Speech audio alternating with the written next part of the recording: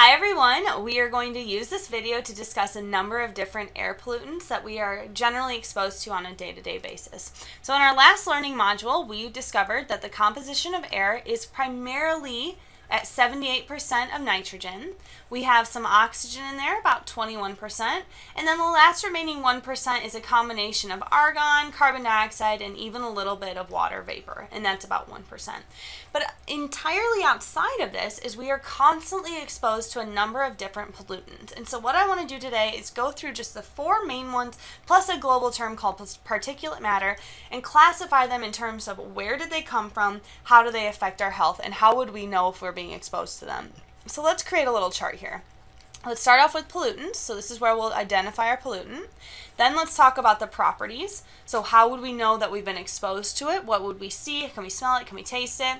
After that, we want to know the origin. Where does it come from? Is it something that you cook in your kitchen? Is it from a wildfire? Whatnot? And lastly, and more importantly, how does it affect our health? So the first one I want to talk about is called carbon monoxide. It might be one you've heard before. It's definitely one that's considered the silent killer. And so it's called the silent killer because there's no taste, there's no smell, you can't hear it, there's no color, there's nothing. It's the silent killer. And so this is something that typically comes from a car or maybe even a grill. It just matters how old some of your systems are and what your family has or the people in your neighborhood have.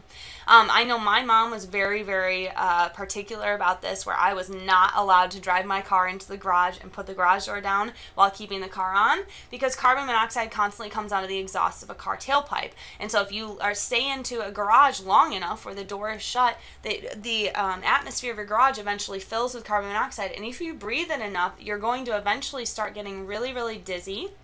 You then will start to form a headache, and if you do not get out of there fast enough, you will actually pass out. And again, if someone then doesn't remove your body from the situation, it is highly likely that you will actually pass away. So carbon monoxide is a really, really bad one, and you need to treat it with a lot of respect. So just be very aware of that, and don't trap yourself in a garage with a car that's on. Don't do that, okay? Now, the next one we want to talk about is ozone.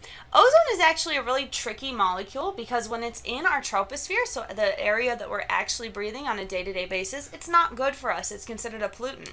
However, when it's above 6 miles above our atmosphere or above the actual ground here, and it's in the stratosphere, it forms our ozone layer, which we all know protects us. And again, we'll talk about the ozone layer later on in the semester. But right now in this unit, whenever we talk about ozone, it is a pollutant, it is bad, it is something we do not want to breathe in.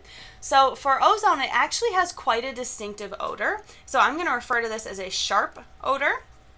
And if you've ever been in a room full of a lot of printers, or maybe you work with electric motors, something of that sort, you have definitely been exposed to ozone, and you probably have smelled this. And so what happens, especially with electric motors, is they spark. And so when O2, so oxygen, is exposed to a spark like that, a lot of times it can grab a monoatomic oxygen, so one oxygen plus two oxygens come together, create three oxygens, and you can actually create this ozone. So you'll smell this very distinctive sharp odor. It's hard to describe, but if you've smelled it, you know exactly what I'm talking about. And so the problem with this is if you breathe it in, it's not super, super bad for you, but you are definitely going to start coughing and sneezing. And so I would highly advise you to back away from the room and get some fresh air. Make sure you kind of clear your lungs out. The third one we want to talk about is considered sulfur dioxide. So 1 sulfur, 2 oxygen, sulfur dioxide. So we'll practice nomenclature later, but let's just start to get used to it. So for sulfur dioxide, it definitely has a sharp odor. You know when you've been exposed to it, and I'm going to put the word unpleasant in here. So anytime you work with sulfur, you know when you're working with sulfur, because sulfur has a very distinct smell. It smells like rotten eggs. And so when you've been exposed to sulfur dioxide, it smells like rotten eggs, plus also something nasty on top of it. So it's this ungodly combination that just smells terrible. And so if you've ever been a coal miner, which you probably have not been, but if you've ever been a coal miner or you've been around a lot of combustion reactions, you've probably been exposed to sulfur dioxide. And again, it's that sharp, unpleasant odor, and it's really bad because it can create some lung damage and eventually create lung cancer. And so a lot of miners have big respiratory problems because they've been exposed to a lot of sulfur dioxide. The next one I want to talk about is actually called nitrogen dioxide. So a very similar chemical formula except for with a nitrogen. So NO2. Now nitrogen dioxide is one of the only ones we can actually see visually. It has a very, very distinct brown color. And if you ever see this brown color, I am going to advise you to run. Run, run, run, run, run very, very fast. So nitrogen dioxide, it has a brown color. Typically you've been exposed to this if you work with a lot of engines or if you live around a lot of power plants, specifically coal power plants. And so what happens with this is your NO2, when you breathe it in, it goes into your lungs, and we have a lot of water vapor in our lungs. So when H2O is exposed to NO2, it comes together and forms HNO3, which is considered an acid.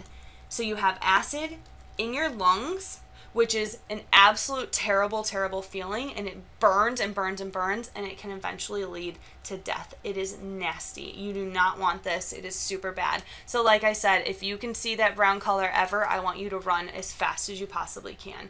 You probably won't ever be exposed to it, but if you ever see a brown gas running at you, you run the other way. All right, the last thing I want to talk about is our global term, which is called particulate matter. Particulate matter can be classified as one of two things. They are either tiny solid particles. I don't know if you can hear that, but it is stormy outside and we just had this really cool thunderstorm. All right, tiny solid particles, and we also could call it micro liquid droplets. So if you see either of these, which you really can't because they're so small, these would be considered particulate matter. And so these are a big, big problem if you've ever been in a wildfire, if you've been near it. So if you were in a Bastrop in the last couple of years where we had serious problems with wildfires, we have all been exposed to particulate matter.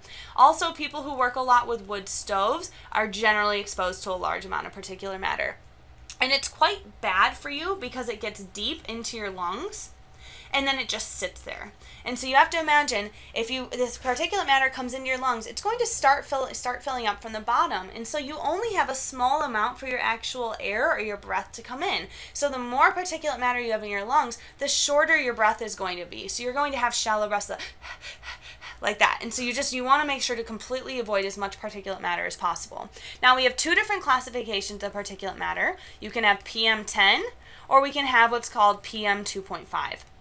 And so you need to be aware of both of these, but essentially this small number right here is just telling you the diameter of the particulate matter. So if you have PM10, this is just saying you have particulate matter, or dust essentially, that has a diameter across that is less than or equal to 10 micrometers, which means for our particulate matter of 2.5, this has a diameter of less than or equal to 2.5 micrometers. So it's something that's really nasty, and it can cause you a lot of problems if it starts to fill up your lungs. All right, so now last thing we want to do before we end this video is just check in, see that we're all on the same page. So true or false question here. All right, here we go. You can always tell when you have been